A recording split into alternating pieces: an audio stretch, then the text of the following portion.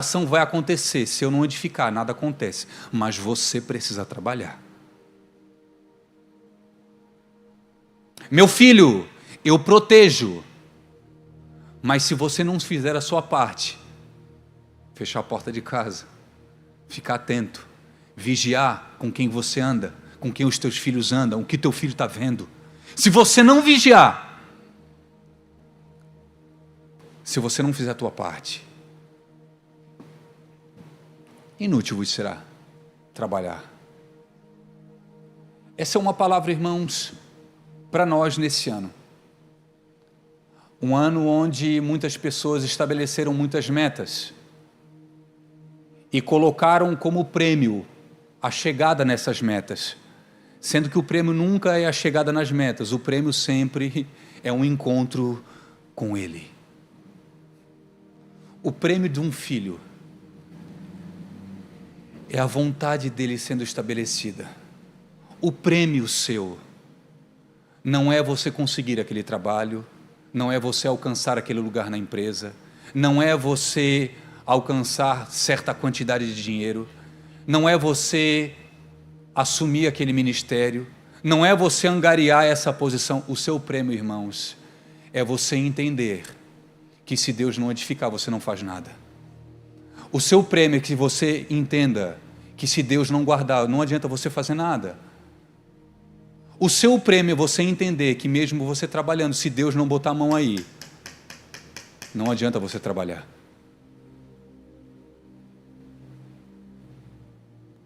Sabe por que hoje muitas pessoas têm dificuldade de ser generosos? Porque entendem que o suor é deles, o trabalho é deles, consequentemente o dinheiro é deles. É impossível você abrir o seu entendimento a respeito de que o que Deus faz, de quem Deus é, e você não se tornar uma pessoa que descansa, mas uma pessoa que trabalha, uma pessoa que recua, mas em determinado momento uma pessoa que avança. Você faz a sua parte, Deus faz a dele. Eu sempre disse isso, eu falo mais para os homens. Quando eu falo para os homens, quando a gente está reunido entre homens, não que para as mulheres não vale isso. Mas Deus, Ele não tem negócios com vagabundos. Vagabundos, a questão de pessoas que não trabalham. Na Bíblia você nunca vai ver Deus compartilhando algo com alguém que era negligente ou que não fazia nada. Sempre que Deus dá algo a alguém, essa pessoa está fazendo alguma coisa, ou está renunciando isso, ou está se empenhando naquilo, ou está servindo ali, ou está levando pão e queijo para os irmãos, ou está cuidando das ovelhas. Sempre alguma coisa está fazendo, ou está malhando trigo, mesmo que seja no lagar. Alguma coisa está fazendo, por quê? Porque Deus não tem negócio com pessoas negligentes. E Deus não tem negócio com pessoas autossuficientes, independentes. Deus se relaciona com pessoas dependentes, mas posicionadas. Pessoas que entendem aquilo que precisam fazer, mas deixam na mão de Deus aquilo que é para Ele fazer. Vocês estão me entendendo, irmãos?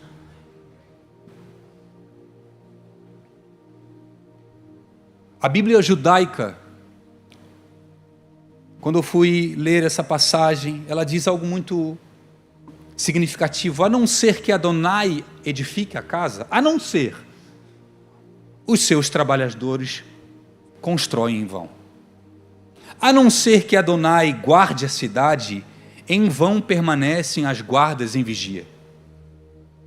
Em vão você levanta cedo e tarde vai para a cama, em vão. Trabalhando duro para ganhar o alimento, pois Ele dá a provisão aos seus amados, mesmo enquanto dormem.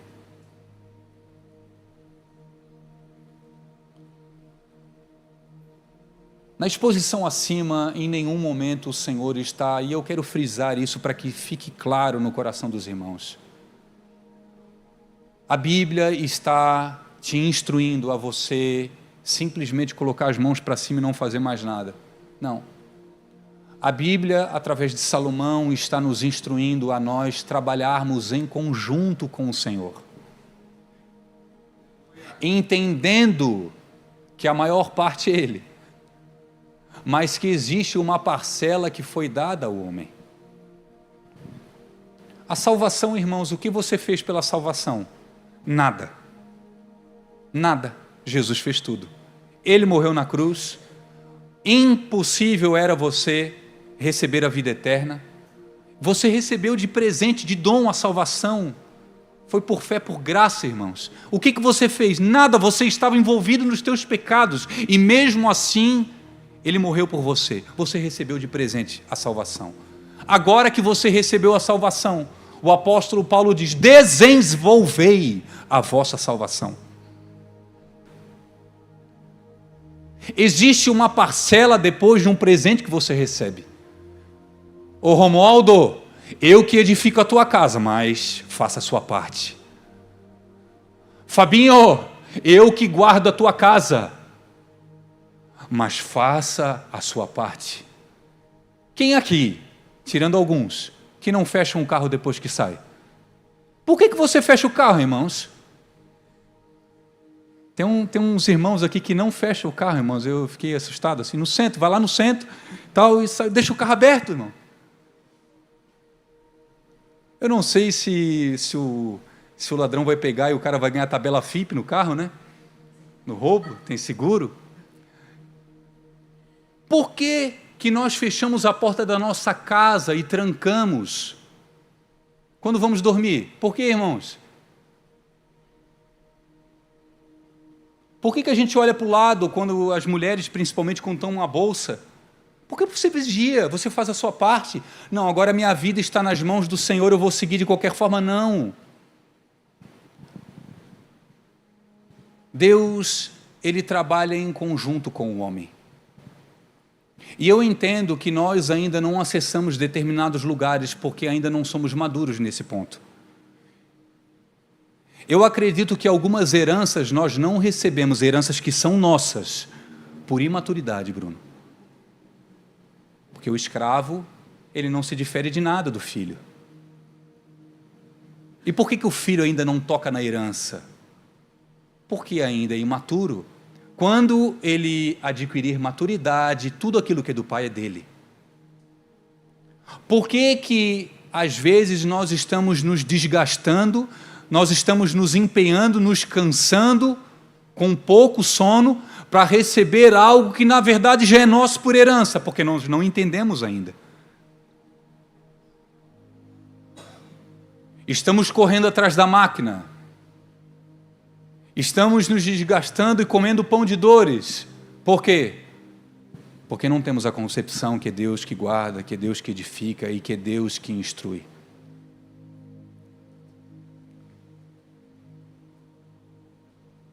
Vivemos em um tempo em que as pessoas trabalham, correm e se cansam muito. Mesmo assim, continuam ansiosas, frustradas e vazias. As pessoas trabalham, correm, se cansam muito, mas continuam vazias. Alcançaram isso, agora a meta é essa. Depois que alcançaram aquela meta, a meta é outra. Ganhava 1, ganha 2, ganha 3 e sempre quer mais. E não está satisfeito com nada. Sabe por quê, irmãos? Porque nada neste mundo vai nos satisfazer. E se alguma coisa aqui, além da presença dele, te satisfaz, reveja a sua salvação. Se você na sua cabeça, você acha que ficará satisfeito quando você alcançar aquele lugar, quando você conquistar isso, quando você pegar aquela posição, reveja, irmãos, porque biblicamente nós somos peregrinos e forasteiros, estamos aqui de passagem e nada além da presença de Deus nos satisfaz.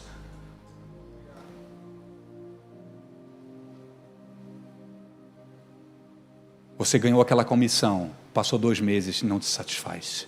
Você trocou o carro, não te satisfaz. Você pegou a casa, você foi abençoado com o trabalho, você está no ministério agora. Nossa, agora, meu Deus do céu, minha vida, irmão, não te satisfaz, porque nada.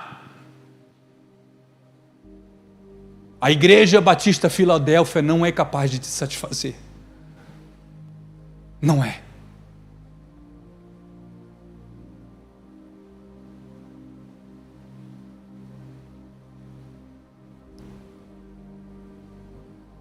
Esse ano,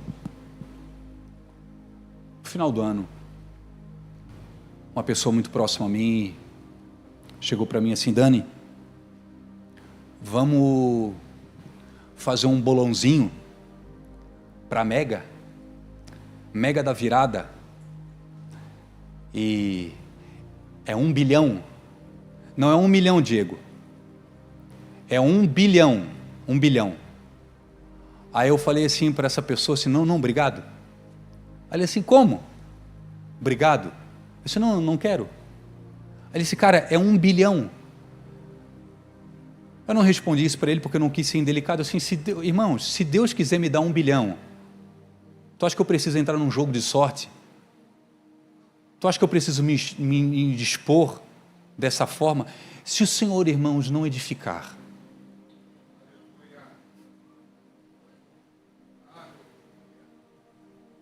se o Senhor não guardar,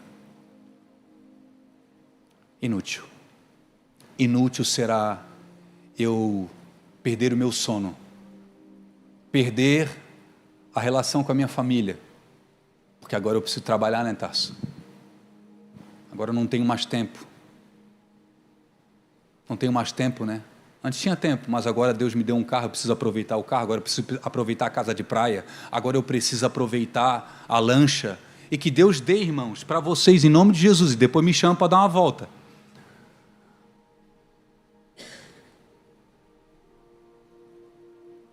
Mas o nosso entendimento, ele precisa se abrir.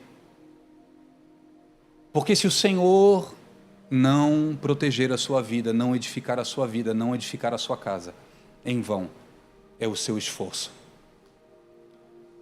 Eu digo isso com muita certeza. Existem pessoas no nosso tempo perdendo a saúde para conseguir algo que depois eles vão perder para retornar essa saúde.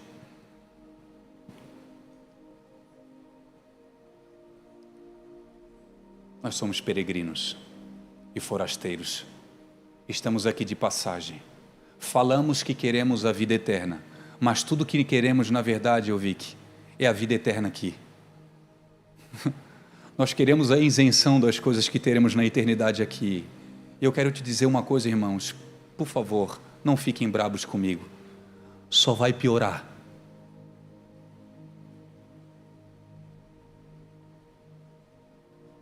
Nós não veremos, ou nós não viveremos os melhores anos. Na verdade, só vai ficar mais estreito. Eu sei que esse tipo de mensagem, irmãos, espanta muita gente. Porque o que as pessoas gostam de ouvir é que os próximos anos serão anos de colheita. Você vai comer do melhor dessa terra. Sabe o que é o melhor dessa terra, irmãos? É a comunhão. Você chegar dentro do seu quarto, você dobrar seu joelho e você sentir o cheiro dele ali no teu quarto. Sabe o que é melhor dessa terra? Você abrir a Bíblia e parece que Deus está falando contigo pessoalmente. Sabe o que é melhor dessa terra, irmãos? É você dentro da sua casa ver Deus tocando na tua filha. Sabe o que é melhor dessa terra? Você saber que você está andando com Ele aonde você vai. Mesmo você estando num domingo à noite, com um microfone na mão, ou sentado numa cadeirinha de praia com o pé na areia, Ele está ali do teu lado. Isso é o melhor da terra, irmãos. O melhor da terra é Ele. Ele é o melhor da terra. Ele é a minha bênção, Ele é o meu alvo.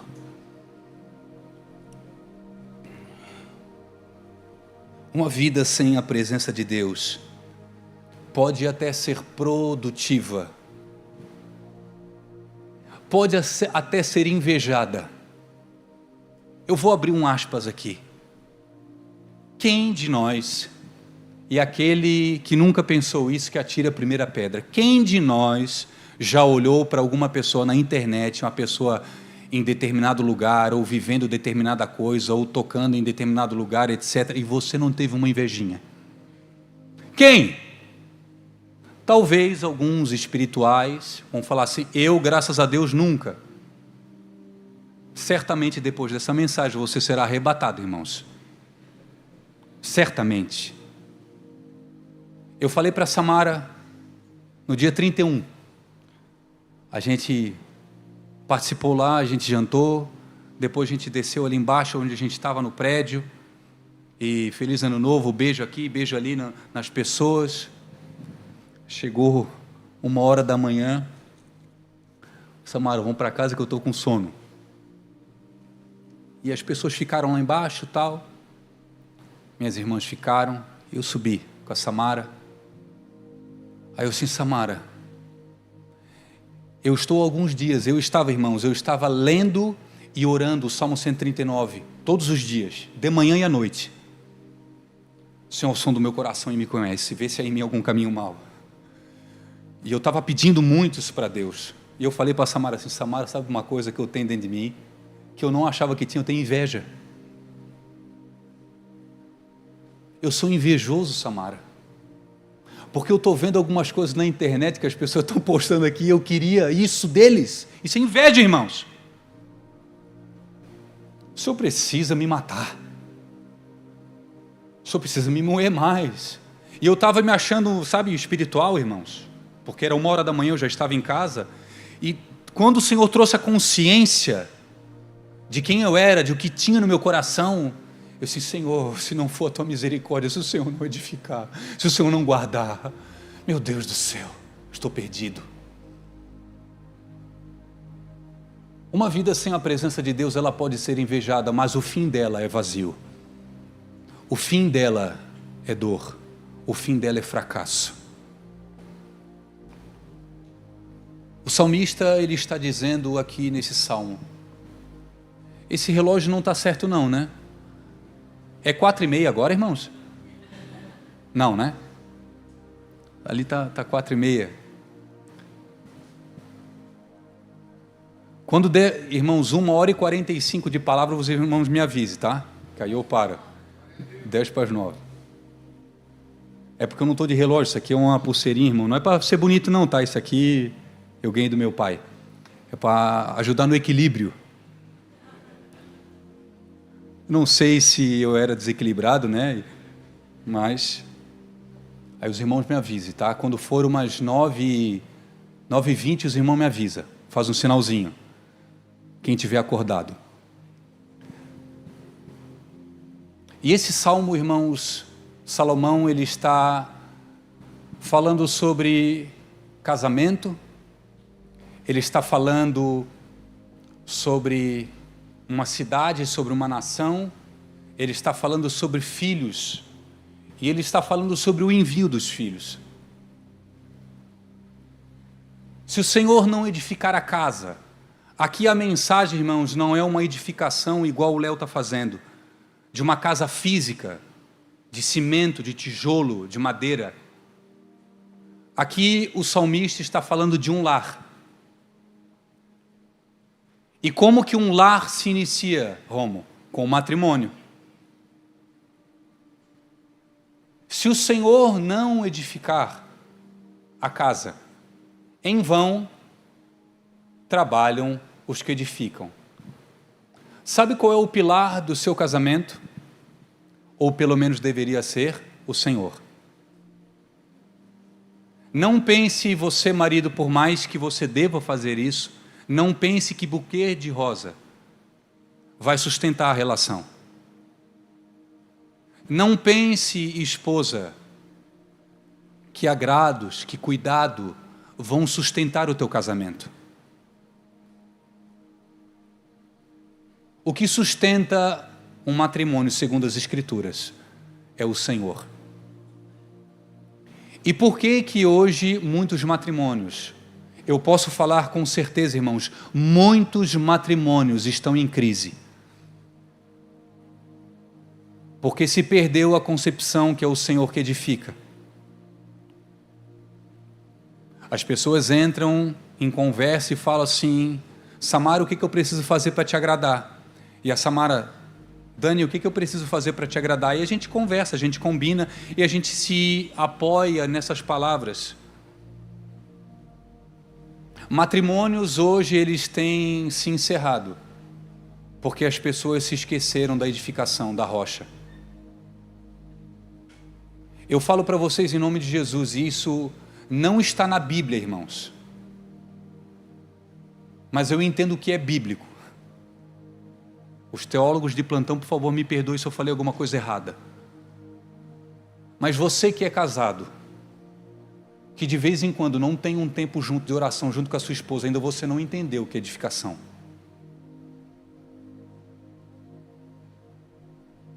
Triste é quando as pessoas que estão casadas vivem como se o Senhor não estivesse ali.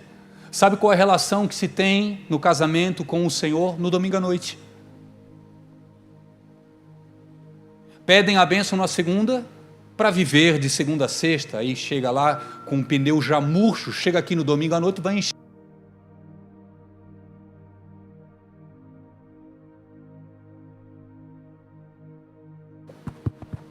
Eu acho que está acabando a bateria, Romero, aqui, tá no vermelho aqui. E eu não gosto de vermelho, tá, irmão? Me lembra que Deus tenha misericórdia da nossa nação. Se o Senhor...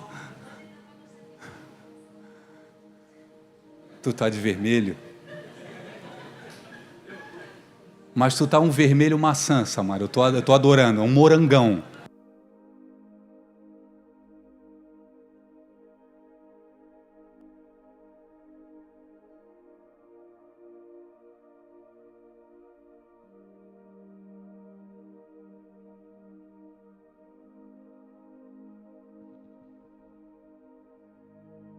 Se puder só trocar ali a pilha para mim.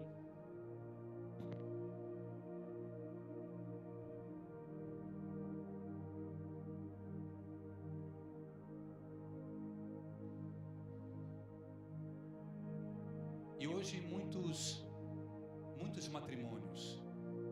Os irmãos estão me ouvindo bem? Bem? Muitos matrimônios, eles perderam a essência, não estão ouvindo bem? Vai ter que esperar só um pouquinho. Muitos matrimônios, olha para mim aqui, esquece o Romero, tá? Eu?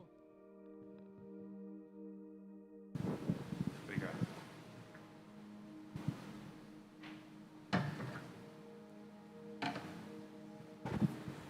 Muitos matrimônios, eles têm desmoronado. E sabe, pasmem uma coisa, irmãos. Existem pessoas que ainda publicamente não se separaram, mas no secreto já se separaram há algum tempo. Existem edificações em matrimônios, em casas que já desmoronaram, mas ao público ainda não. Sabe por que ainda não foi assumido isso? Por vergonha. O que vão achar, o que vão pensar. Quando você casou, você fez uma promessa para sua esposa. Pelo menos deveria ter feito. E você disse: até que a morte nos separe. Então, irmãos, se você não quiser mais ficar com essa pessoa que está do seu lado, comece a orar para Deus te matar.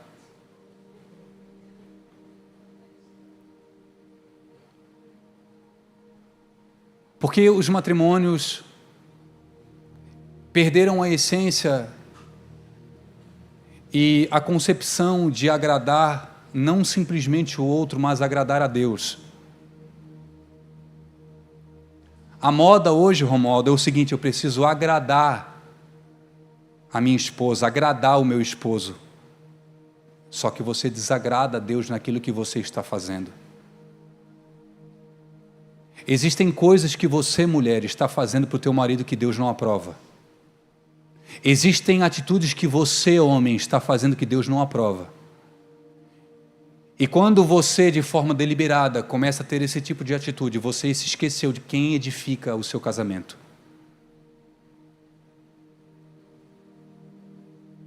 Pessoas impulsivas, pessoas sem paciência.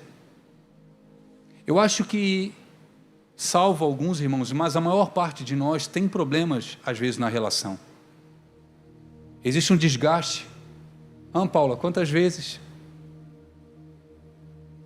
o Tarso te desagradou?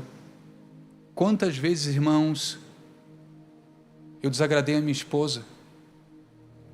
Mas quando nós temos a concepção que o Senhor é que edifica o nosso matrimônio, nós primeiro vamos entrar num matrimônio com a bênção de Deus. Nós nunca vamos tomar uma atitude, uma decisão de entrar num matrimônio sem um consentimento de Deus. E nós não vamos sair dele da mesma forma. Porque Deus é que edifica, é Deus que sustenta, é Deus que fortalece. Em determinados momentos a paixão ela se vai, mas o amor ele só cresce. A cumplicidade, a amizade, as conversas, Romo. Como é gostoso, irmãos, como é gostoso estar junto, buscando ao Senhor junto. Não sei se você faz, irmãos, mas eu te aconselho, 2026 faça isso. Leia a Bíblia com a sua esposa. Por favor, desligue esse Instagram um pouquinho aí, essa televisão, larga esse jogo aí e abra a Bíblia com a sua esposa. Leia 1, 2, 3 versículos com ela e peça para ela comentar, irmãos. Vê se Deus não vai falar por intermédio dela.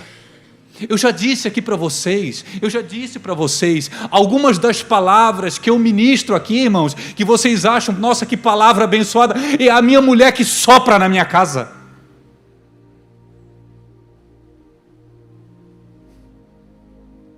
Se o Senhor não edificar a casa, o matrimônio, em vão. Você pode levar ela para jantar num restaurante muito caro. Você pode dar anel, irmãos. Você pode dar colar. Você pode dar um monte de coisa, irmãos. Se o Senhor não edificar, não vai sustentar, vai derrubar. Vai romper. Vai desmoronar. Vai desmoronar, irmãos. Eu vou falar somente nesse período, há 10 meses, como pastor dessa igreja. Eu estou, não sei até quando, mas eu estou aqui como pastor dessa igreja. Eu vou fazer só um gráfico aqui, irmãos. De 10 atendimentos que eu faço, 7 são de matrimônio. Eu acho que eu vou um pouquinho mais. De 10, 8 é matrimônio.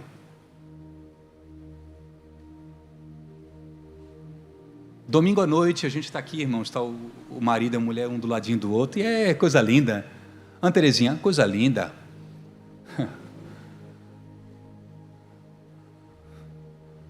Mas quando o zap chega, quando o socorro vem, por favor me ajuda. Irmãos, sabe por quê?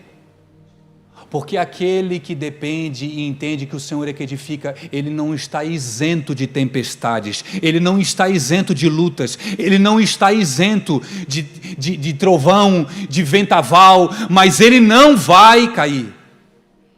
Não vai cair. Balança, balança, balança, mas não cai. Ele permanece, sabe por quê? Porque quem edifica é o Senhor.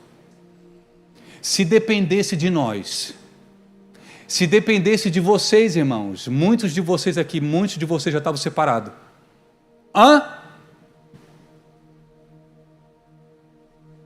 Quem não tem pecado que atire a primeira pedra. Se dependesse do teu amor lá do altar, até que a morte nos separe, você já estaria separado faz um tempão, irmãos. Você já teria procurado outro. E muitas vezes você permaneceu por conveniência, não foi por amor. Mas se você entender que o Senhor é a prioridade de vocês dois, que o Senhor é o alicerce de vocês dois, que o Senhor é o ar que vocês respiram, que vocês são sustentados, que essa aliança que vocês fizeram é um cordão de 3 dobras. Você, a sua esposa e quem? Ele. Traga o Senhor para o teu matrimônio.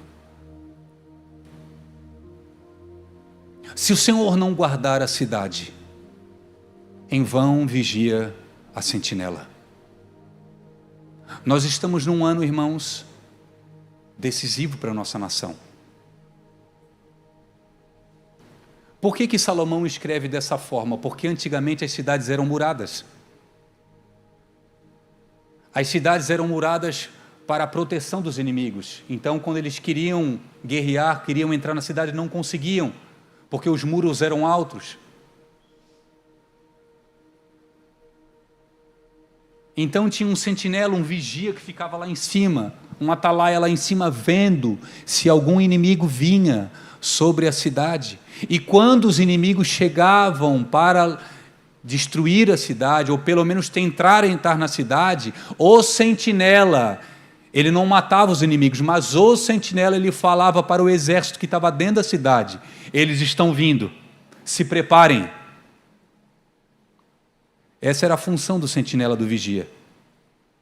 E Salomão está dizendo: o rei com a maior força bélica da história, na época, se o Senhor não guardar a cidade, se o Senhor não proteger a cidade, se o Senhor não proteger a nação, se Deus não for com o Brasil, pode ser esquerda, pode ser direita, pode ser do lado, pode ser leste, pode ser norte, irmão, ninguém vai proteger a nossa nação.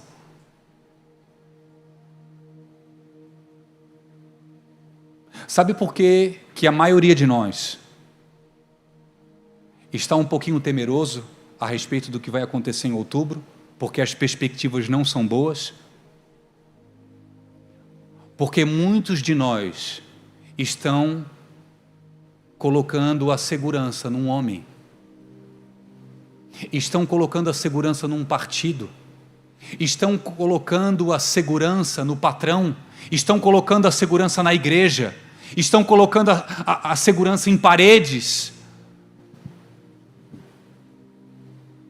Irmãos, ainda que venha um cara pior que Hitler, ainda que venha um cara pior que Nero,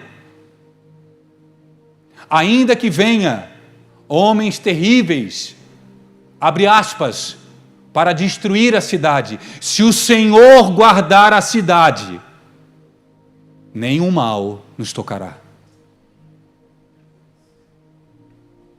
No período de maior perseguição da igreja primitiva, Léo, quando Estevão, o primeiro mártir da igreja, foi morto, quando a igreja começou a ser perseguida, eles estavam juntos em Jerusalém, e eles pensaram: agora é o nosso fim.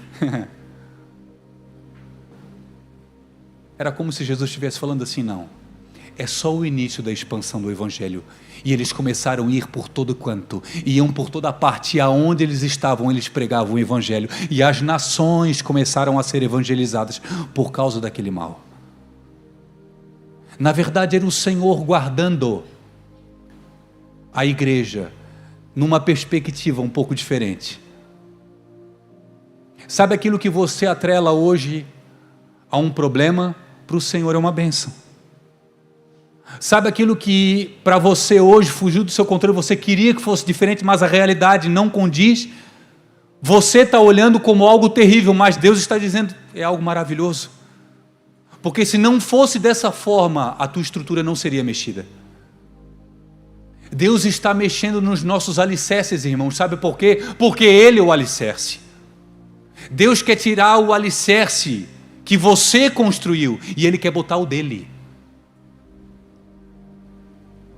Se o Senhor não guardar a cidade, em vão vigia o sentinela. Queridos, toda construção que é feita na força do braço tem um nome. Toda construção que é feita sem Deus, independente de Deus, tem um nome. E o nome é Babel. Babel é uma construção sem Deus. É uma edificação onde ele não é o alicerce. Babel é uma construção baseada na força do homem, na inteligência do homem, na perspectiva do homem. Por que em Gênesis os homens, eles construíram uma torre? E eles queriam tocar o céu, porque eles entendiam que a terra era plana. E na cabeça deles, o firmamento, os céus, o espiritual se dava acima das nuvens. Nunca nenhum homem tinha ido acima das nuvens. Então eles acharam, Deus tinha mandado eles se espalhar por toda a terra. Essa foi a ordem dada a Noé. Então os homens, ao invés de se espalhar, eles se unem, se juntam. E engraçado que eles estavam unidos, Jô. Nem toda a unidade de Deus. Tu pode falar a mesma língua. Tu pode ter o mesmo pensamento, mas não ser de Deus. Porque a linguagem, a mentalidade e a construção está baseada em si, não em Deus. Esses homens então pensam, vamos construir uma torre que toque os céus. E nós não seremos espalhados. O que Deus fez? Deus espalhou eles e confundiu as línguas. A confusão de línguas, naquele momento, a princípio era algo ruim para eles, mas era algo bom aos olhos de Deus. Guarde uma coisa no seu coração, nem toda confusão é ruim, e nem toda unidade é de Deus. Existem coisas que estão acontecendo na sua casa, na sua vida, no meio onde você está, que aos teus olhos é confusão. Eu perdi o controle, parece, eu estou desorientado. É de Deus, irmãos. É Deus mexendo nesse teu mundinho perfeito, nessa conjectura que tu fez, e Deus trazendo um firmamento sólido. É Deus mexendo nessa perspectiva que você tinha, de ministério, de família, de vida, e Deus alinhando as coisas. Então Deus às vezes confunde, para depois alinhar lá na frente. Toda a construção e todo o alicerce feito na força do homem é Babel, irmãos. Dani, tu acha que tem Babel dentro da igreja? Eu acho que sim. Eu acho que Deus continua confundindo algumas organizações. Deus dispersando algumas unidades para um bem lá na frente. Que nesse momento nós não entendemos, mas lá na frente nós vamos entender. Quem aqui está sem entender algumas coisas que estão vivendo? Levanta a mão. Quem aqui, por favor? Quem aqui está confundido em algumas coisas? Eu não estou entendendo nada. Quem aqui? Levanta a mão, por favor. Irmãos, bem-vindo ao time. Talvez é Deus mexendo na tua Babel, que você construiu, para Ele edificar uma casa sólida, que não será abalada.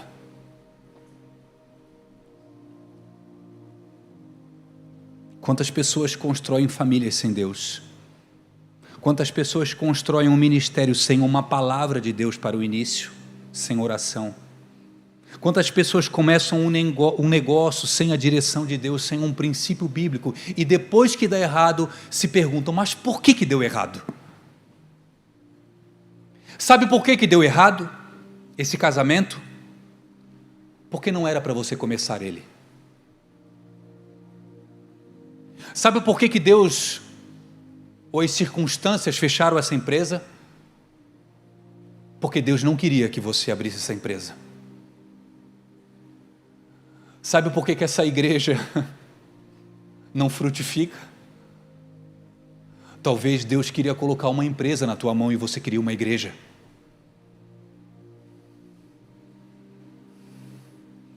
Talvez Deus tinha funcionários para te dar, não ovelhas. E você achava mais espiritual ter uma igreja. Você se esqueceu que quem edifica e quem faz e quem começa é Ele. Por que deu errado? Talvez deu errado porque começou errado, Jô. Porque nos perdemos no meio do caminho. Porque nos embriagamos com a vinha que plantamos. Porque quando a direção era para sair da arca, nós quisemos pegar a arca e fazer a nossa vida dentro da arca. Ou, se é para sair, vamos vender a arca, né? Porque a gente vai ganhar um bom dinheiro em cima. Entenda, irmãos. Se o Senhor não dirigir a sua vida nesse ano, se o Senhor não for o nosso tudo, o Senhor não é a última saída, o Senhor é a única saída. Jesus não é o último caminho, irmãos. Você tentou de tudo, você patinou. Não, Jesus é o único caminho. E Ele é a verdade. E Ele é a vida.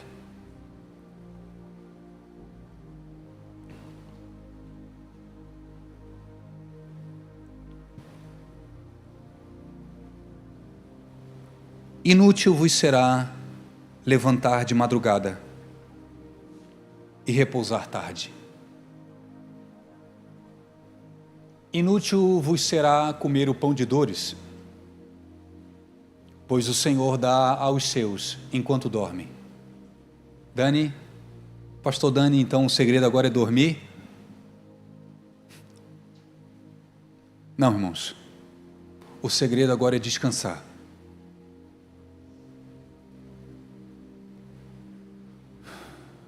É você descansar.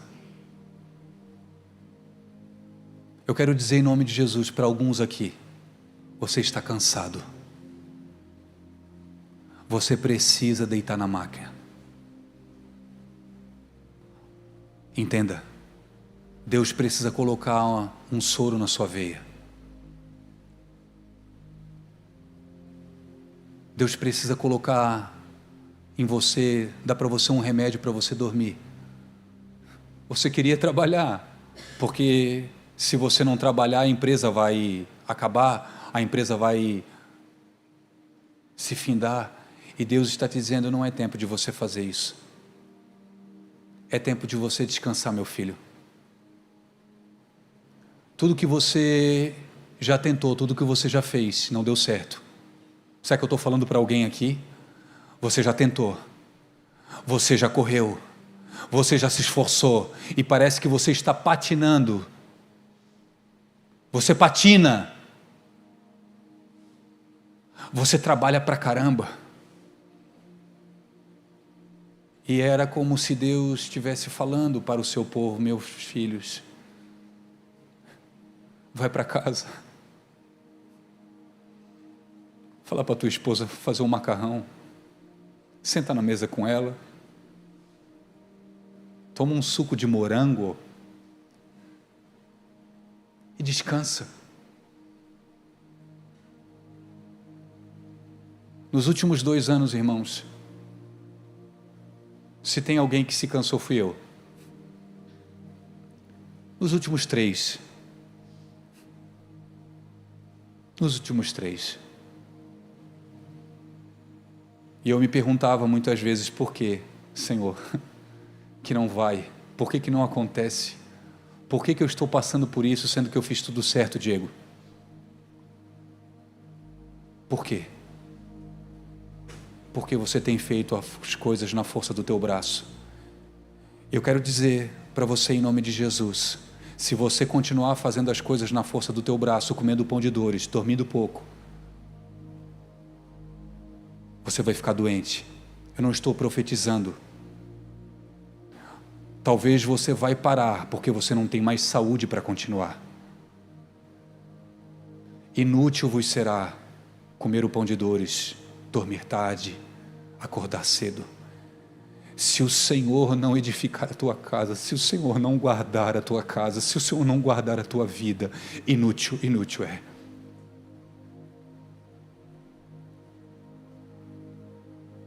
O Espírito Santo não é um bombeiro.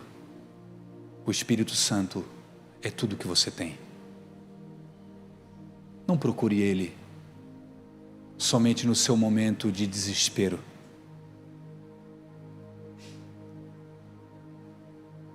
Sim, um bombeiro, mas depois que ele apagou o fogo da sua casa, pode ir, bombeiro, não preciso mais de você. Ninguém chama bombeiro, irmãos, para comer dentro de casa. Alguém já chamou aqui? Alguém já chamou, já fez uma ceia para os bombeiros? Alguém já chamou os bombeiros para agradecer, que eu quero te honrar aqui, porque tu veio apagar o fogo na casa? Não, irmãos, você está preocupado com outra coisa. Depois que o bombeiro resolveu o teu problema, vida que segue, e é assim que muitos de nós fazem com o Senhor. O Senhor deixou de ser a nossa prioridade, o Senhor deixou de ser o nosso tudo. O Senhor é mais um da lista, o Senhor não é mais um da lista. Não tem a lista do profissional, a lista da saúde e a lista do ministério. O Senhor é a lista, irmãos. O Senhor é tudo. Se o Senhor não estiver, Léo, no CrossFit com a gente, irmãos, eu estou perdido, irmãos. Eu não consigo mais ganhar de Ti se o Senhor não for comigo. E eu já estou há muito tempo ganhando de Ti, é porque o Senhor é comigo. Dando uma surra no Léo. Brincadeiras à parte, irmãos. Se o Senhor não guardar a nossa casa, se o Senhor não guardar a cidade, se o Senhor não guardar a nossa nação, em vão será. Quem aqui casado, levanta a mão, por favor. Eu queria fazer um compromisso contigo. E agora você não precisa mais levantar a mão, porque é você e o Senhor. Eu peço para uma coisa para você casado. Comece a ler e a orar mais com a sua esposa, por favor. Eu estou te pedindo isso, como pastor da igreja.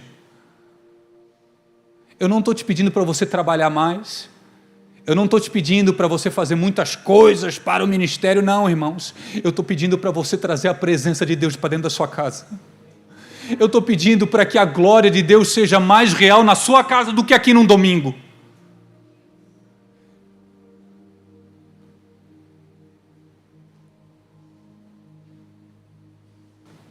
Os filhos, eu já caminho para o fim. Os filhos são herança do Senhor. E o fruto do ventre, o seu galardão. O que uma pessoa faz para receber uma herança? Tem que trabalhar para ter herança, ô Romualdo? Não. Uma coisa basta para receber herança: ser filho. Tem que ser filho bom para receber herança, Romualdo? Não, basta só ser filho. Nada que nós venhamos a fazer, nada, substitui o presente que Deus te deu: os filhos. Os filhos são herança não são tua herança. E hoje as pessoas, na nossa realidade, são poucas. Eu não conheço, na verdade, hoje ninguém, mas talvez existam pessoas que não querem mais ter filho. Sabe por que não querem ter filho? Porque primeiro se esqueceram de ler a Bíblia. Ou leram a Bíblia e não querem obedecer. Segundo, irmãos, não querem ter filhos porque são egoístas. Por egoísmo, porque um filho atrapalha o meu trabalho.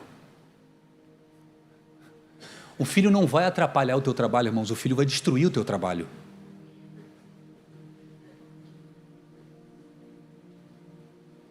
O filho, ele não vai atrapalhar o teu sono.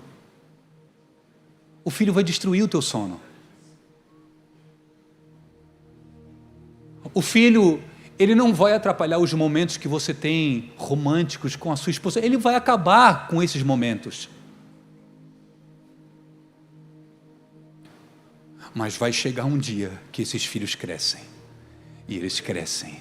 E eles crescem, e eles crescem. E daqui a pouco Deus toma eles. Daqui a pouco o Espírito Santo pega os teus filhos. Daqui a pouco o Espírito Santo começa a usar os teus filhos. Feliz, ou melhor, herança do Senhor são os filhos. O fruto do ventre é o seu galardão. Era como se Deus estivesse falando, o teu filho, sabe o filho que você tem? É um presente. É um presente. Aquele que não foi planejado é um presente. Aquele que veio antes da hora é um presente. Aquele que veio depois da hora é um presente. É um galardão que Deus te dá em vida para você cuidar, para você dar destino.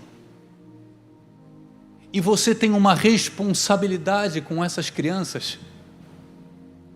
E infelizmente hoje, os pais estão com pouco tempo com os filhos. Você fica dentro de casa com o celular na mão e o seu filho do lado. Mas eu estou dentro de casa, eu estou com a minha família. Você está, mas não está. O seu corpo está ali, mas a sua mente está em Nárnia.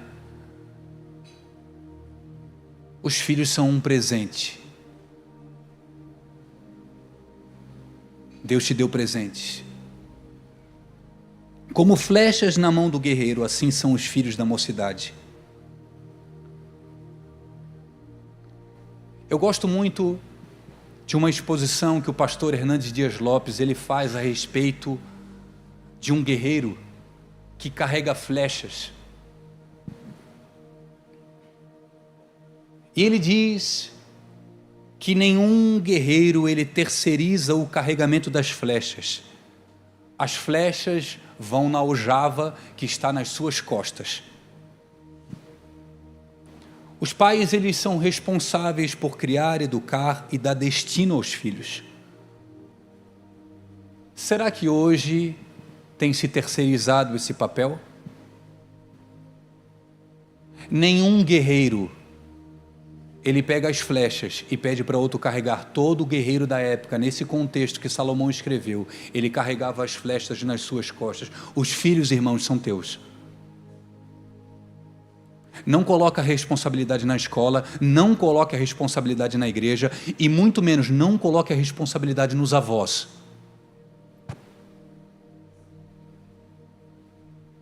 Avó não é pai.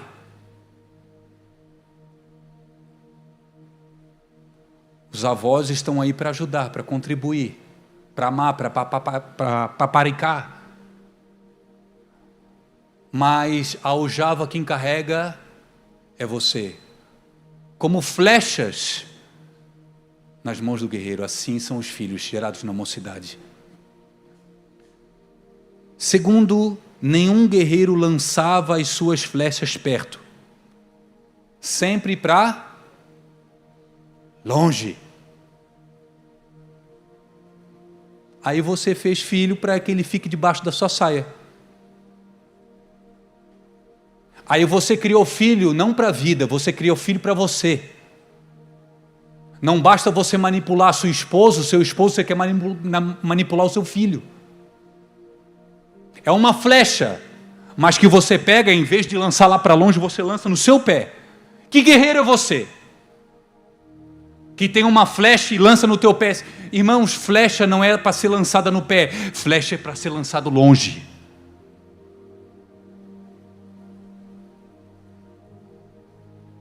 Aí você, papai e mamãe, que ama, abre aspas, muito seu filho casa, e você põe para morar dentro da sua casa.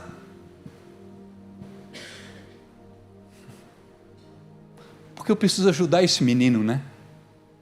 O menino já tem condição de trabalhar, o menino já tem condição de sustentar, o menino tem condição de pagar aluguel, o menino tem condição de tudo.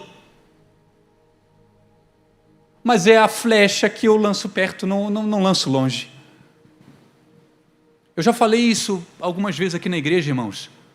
Eu estou casado há 15 anos. Quando eu estava para casar, há 15 anos atrás, irmãos, eu era liso, mãe. Liso, sem grana, não tinha nada, nada. Era organizado, mas não tinha nada, irmão. Não que eu tenha hoje, mas situação difícil, irmãos. Faltava um mês para o meu casamento. Meu casamento, irmãos, quase todo mundo da igreja foi na época. Deu quantas pessoas no nosso casamento? Quase 200 pessoas, né? Foi o único casamento que eu fui, irmãos, que era coquetel na comida. Eu nunca fui num casamento que era coquetel, geralmente é uma janta, né? Eu não tinha dinheiro para janta, irmãos. Só que eu queria convidar toda a igreja. Então deixa eu fazer o que eu posso, vamos servir coxinha para o pessoal. Vamos servir um negócio que caba no nosso bolso. Não queria postar nada, até mesmo porque há 15 anos atrás não tinha nem postagem, né? Não queria mostrar para ninguém que a minha festa era melhor, porque não era, estava longe de ser a melhor. E eu não tinha nada, irmãos, e eu num sábado ao meio-dia não tinha casa para morar, estava procurando lugar para alugar, eu não encontrava, e o meu pai e a minha mãe morando numa cobertura, irmãos, de 550 metros privativo, com 6 suítes, com piscina, com sauna, com 2 cozinhas. Na época, isso há 15 anos atrás, irmãos, hoje ela já está defasada, mas há 15 anos atrás era uma mansão. E o meu pai, irmãos, via a luta que eu estava arrumando para arrumar casa. E o meu pai quietinho, ô Romo, bicalado. Porque o meu pai tinha princípio. E chegou nesse sábado, ele disse para mim assim: filho, o pai está vendo a tua luta, que tu não estás encontrando nada. Se tu quiseres, o meu pai, irmãos, ele morava sozinho com a minha mãe. Vocês conseguem imaginar, irmãos, o que é uma casa, um apartamento de 550 metros privativo? Os apartamentos hoje é 60, 70, 80 metros. Meu pai chegou para mim e disse: Dani, o pai está vendo a luta, Samara na mesa comigo, almoçando. Se você quiser ficar um tempinho, foi essa a expressão, assim, um tempinho, ele não falou assim, ó, você fica quanto você quiser, porque ele já me deixou claro, irmãos, um princípio. Se você quiser ficar um tempinho aqui em casa, você pode ficar até você arrumar alguma coisa. E eu disse assim: pai, foi a resposta que eu dei para ele. Minha mãe estava na frente, eu nunca tive um problema contigo com a mãe, dentro de casa. Eu casei, irmãos, com 26 anos de idade. E se eu casasse com 34, com 35, eu moraria com eles fácil, irmãos, porque eu amava morar com os meus pais. Eu deitava na cama dos meus pais, com 20 e poucos anos de idade, do lado deles. Dava beijo no meu pai. Pai, eu nunca tive problema com vocês. Mas eu sei que a partir do momento que eu me casar e eu trouxer a minha esposa aqui para dentro, eu posso ter problemas. Então, deixa eu me virar, pai. Deixa eu correr atrás. Isso era meio-dia, 2 horas da tarde, irmãos, eu recebo a ligação de um corretor. Na verdade, não de um corretor, de um cara que eu tinha visto um apartamento no São Vicente, lá perto do Sírio.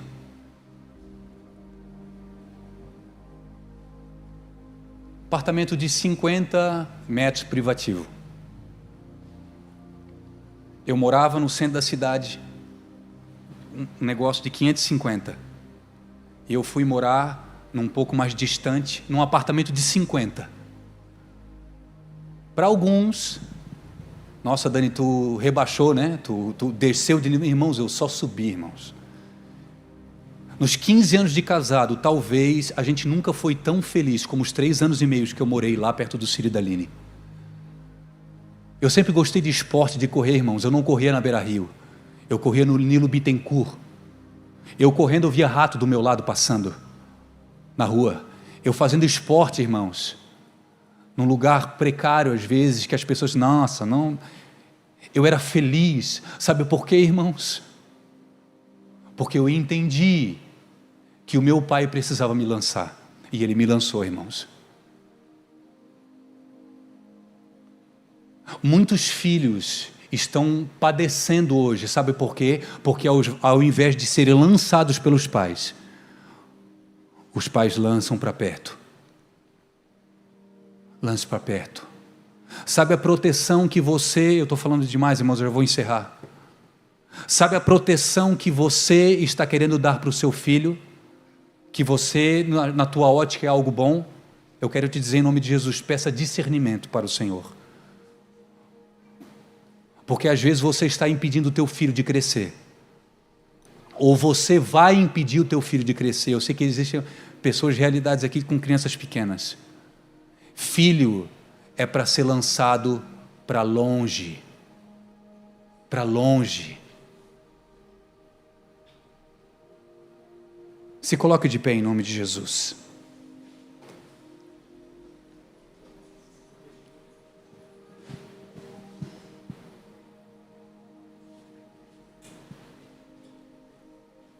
Coloca o verso 5 para mim aqui, Romero, por favor, do Salmo 127. Feliz é o homem que enche deles a sua aljava. Eu acho que a aljava do nosso tempo está diminuindo. Pelo menos é o que eu penso. E também não sou um grande exemplo para falar, irmãos, porque eu só tenho 2. Vou ter mais um? Está falando que vai ter mais um, Samara. Vamos trabalhar para isso, né? Porque o Senhor que edifica a casa, mas eu tenho que edificar também, né, irmão? É só um milagre. Feliz é o homem que enche deles a sua aljava, não será envergonhado quando pleitear com os inimigos à porta. Sabe o que muitas pessoas leem isso e não entenderam ainda? Sabe o que Salomão está escrevendo? Aqueles que têm muitos filhos, na realidade da época, aqueles que tinham muitos, eles tinham proteção, os pais eram protegidos pelos filhos, porque quando o inimigo batia a porta, não tinha 2 lá, mas tinha 20, tinha 15. E uma coisa que eu vou falar para vocês, isso é uma realidade de todos, todos vocês, todos nós. Quando os filhos são novos, nós cuidamos deles, mas quando nós envelhecemos, quem vai cuidar deles quem vai cuidar de nós são eles. Quando nós estivermos velhinho, mãe, quem cuida dos pais é os filhos. É os filhos. Você não será somente guardado e protegido pelo Senhor, mas quem vai dar comida para você, meu irmão, vai ser teus filhos. Quem vai pagar a conta, irmãos, vai ser os filhos. Quem vai dar dinheiro, irmãos? Quem vai dar dinheiro é os filhos. Aleluia. Por isso, lance os teus filhos no alvo certo. E sabe qual é o alvo? Sabe qual é o alvo? Jesus. Eu não tenho preocupação se as minhas filhas vão ser médicas, se vão ser advogadas, se vão ser empresárias, se vão ser dentista, se vão trabalhar com harmonização facial. Eu não sei, irmãos, eu não estou preocupado com isso. Sabe uma coisa que eu estou preocupado? Lançar elas na glória de Deus. Eu quero pegar as minhas filhas e lançar longe. Sabe para onde, irmãos? Na presença de Deus. Porque eu sei que se elas forem lançadas no alvo certo, qual o alvo? No alvo certo, irmãos, elas vão ser cirúrgicas. Me perdoe quem pensa um pouco diferente, mas eu não estou preparando as minhas filhas para uma profissão. Eu estou preparando as minhas filhas para 2 homens. Eu estou preparando as minhas filhas para 2 homens, melhores do que eu, mais apaixonados por Jesus do que eu, mais tementes a Deus do que eu. Eu estou preparando as minhas filhas, irmãos, para que quando a idade chegar e elas escolherem, elas olhem para o pai delas Elas olham para aquilo que elas aprenderam dentro de casa. Eu não posso pegar ninguém diferente dele, tem que ser melhor. Tem que amar Jesus, irmãos. Eu não vou forçar, irmãos, eu não vou forçar as minhas filhas a casarem com crente. Eu vou direcionar, eu vou lançar elas, irmãos. Quem vai escolher vai ser elas. Mas se elas forem lançadas como flechas no alvo certo, a família delas será poderosa na terra. E eu creio na palavra